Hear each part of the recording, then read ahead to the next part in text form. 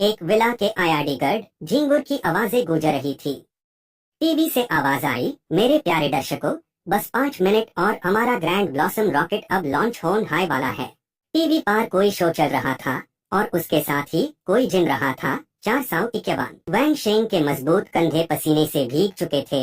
वो पुशअप्स कर रहा था। 452, 453। जैसे ही घड़ी ने ठीक 4:10 का इशारा किया, उसने तुरंत उसकी आवाज बंद कर दी। फिर वो टॉवेल लेकर बाथरूम में चला गया। मेरा नाम वैंग शेंग है और मैं अभी 17 साल का हूँ।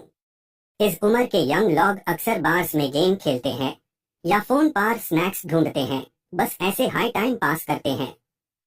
लेकिन मैं ऐसा नहीं कर सकता क्योंकि पिछले जन्म की यादें, तब पूरा यूनिवर्स जंग से भरा हुआ था। यहाँ स्पिरिचुअल एनर्जी घनघोर थी। बाद में हम प्रोटेक्शन मनी लेंगे। साला, ये एरिया हमारे अंडर है। वैंग शेंग 31 साल का होकर भी तेज तलवारों से डर के भाग रहा था, लेकिन बदकिस्मती से यूज एक ब्लो लगा और वहीं पर वो मार गया। उसने अपने चेहरे पर पानी छिनका। पिछले जन्म में मैं बस एक मामूली कल्टिवेटर था। मुझे तो ये भी नहीं पता चला कि मुझे किसने मारा। फौरन टैप बैंड कर दिया गया। अब भगवान ने मुझे दूसरा मौका दिया है, मैं फिर से नहीं मर सकता। वैंग शेंग ने खुद को आईने में देखा और सोचा, इस बार मैं अपने नाम को सही साबित करूंगा और एक नई जिंदगी जीऊंगा। टीवी पर प्रोग्राम अपने आखिरी सेकंड्स तक पहुंच रहा था। 10:09। वो एक पाल रुका और सोचने लगा, आज शाम 4:15 24 सेकंड रॉकेट सक्सेसफुली लॉन्च हो गया। वक्त और जगह बिल्कुल मेरे पिछले जन्म की यादों की तरह। उसकी भ्रिंकुटियां टैन गई। 8। इसका मतलब है मैं सच में 17 साल की उम्र में वापस आ गया हूँ। पुरानी यादों के मुताबिक एक जमीन आसमां हिला डीन वाला धमाका होगा। पिछले जन्म की अफवाहों के हिसाब से रॉकेट चांद से कुछ लौटा लाया था, जिसे 1000 साल की खामोशी के बाद स्पिरिचुअल एनर्जी कई बार रिस्टोर हुई और धरती पर सभी कल्टिवेशन के युग में आ गए। उसने धीरे से अपने हाथ आगे किए। अगर मैं अब दोबारा जन्म ले सका हूँ। वो इंतजार किया जा रहा रॉकेट और भी ज्यादा साफ दिखने लगा। 7, 6, 5, 4, 3, 2। वैंग शेंग ने हाथ जोड़े और आंखें बंद कर ली। तो मुझे ये मौका पकड़ना ही होगा। रॉकेट में आग लगी और वो ऊपर की तरफ उड़ने लगा। एक इग्निशन। उसने गहरी सांस ली। अफसोस, पिछले जन्म की कल्टीवेशन टेक्निक अभी मेरे लिए बस थोड़ी फिजिकल स्ट्रेंथ हाई बढ़ा सकती है। लगता है इस जन्म की किस्मत बदलने का बस एक ही रास्ता है। ठीक उसी पाल बाहर से किसी ने खुशी से उसे बुलाया, वैंग शेंग बेटा, पापा मामा आ गए हैं। घर में आते ही माँ सोफ पर गिर पड़ी। सच में एसी हाई तो जिंदगी है। और पापा वैंग भागते हुए आए। आइसक्रीम आ गई। उसने हिचकिचाते हुए कहा, पापा मामा, हाल ही में मैं बाहर जाना चाहता हूँ। दोनों तुरंत हंसने लगे।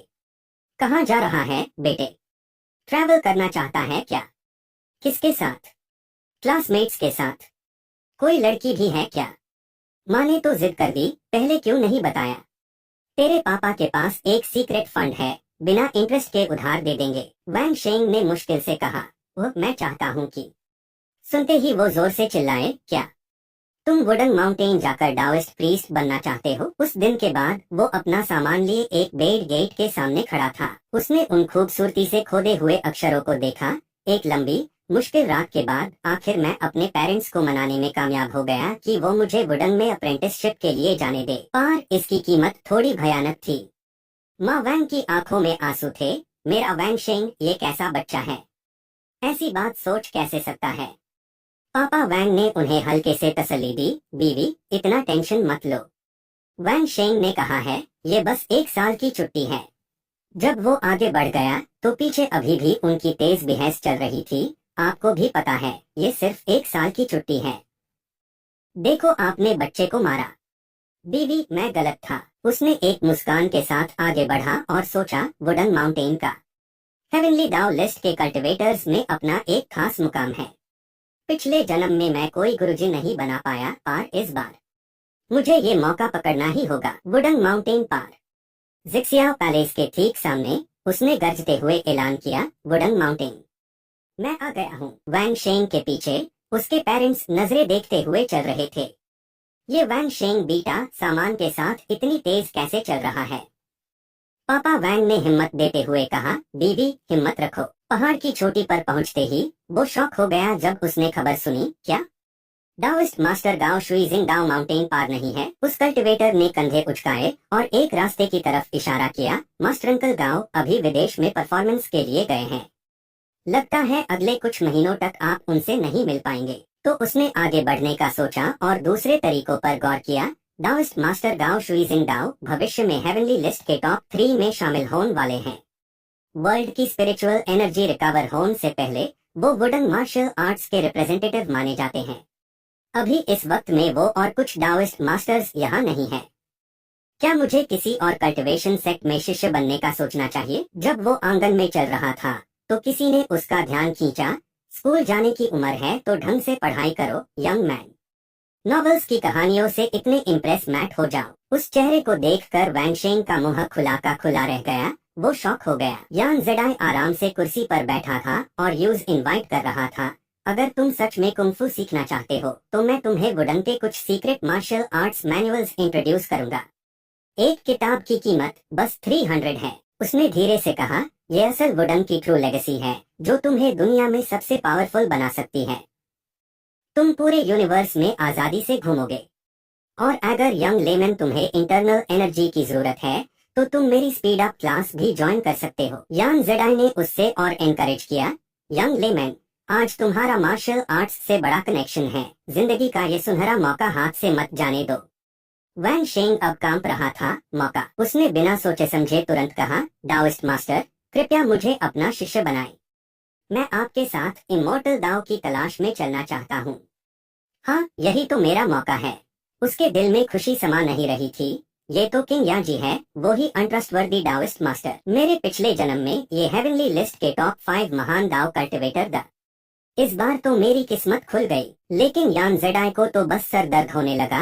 यंग फ्रेंड, अगर तुम मार्शल आर्ट्स सीखने की बात करते तो थोड़ा भरोसा भी किया जा सकता था। लेकिन तुम तो सीधे सीधे इमॉर्टल दाओ की कल्टिवेशन की बात कर रहे हो। क्या तुमने कभी किसी जादूगर से मुलाकात की है? उसने झट से कहना शुरू किया। शिष्य को लगता है कि दाओ एक तरह की स्पिरिट है। ये यूनिवर्स और इस दुनिया को देखने का एक अलग तरीका है। मैं वुडन माउंटेन पार कोई गुरुजी नहीं ढूंढ पाया जिसे मैं अपना बनाना चाहता था।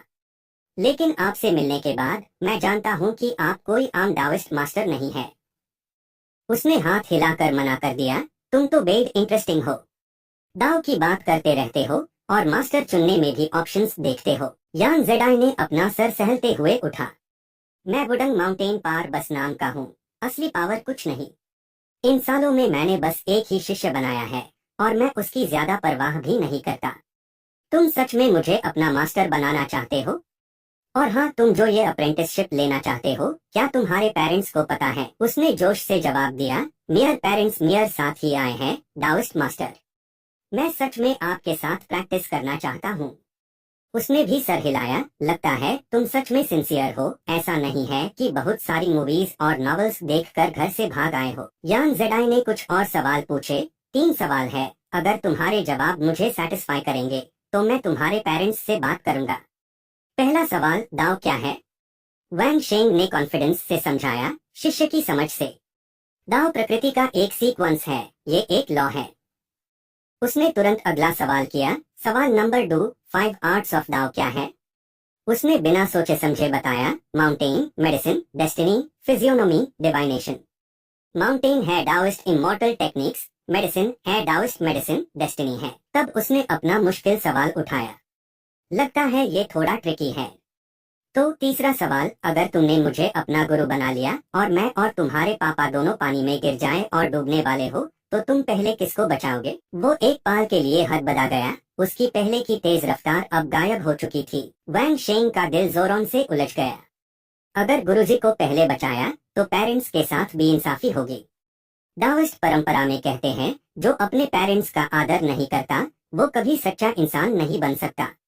और अगर पेरेंट्स को पहले बचाया तो गुरुजी की बेइज्जती होगी, जबकि गुरुजी भी पेरेंट्स के समान होते हैं।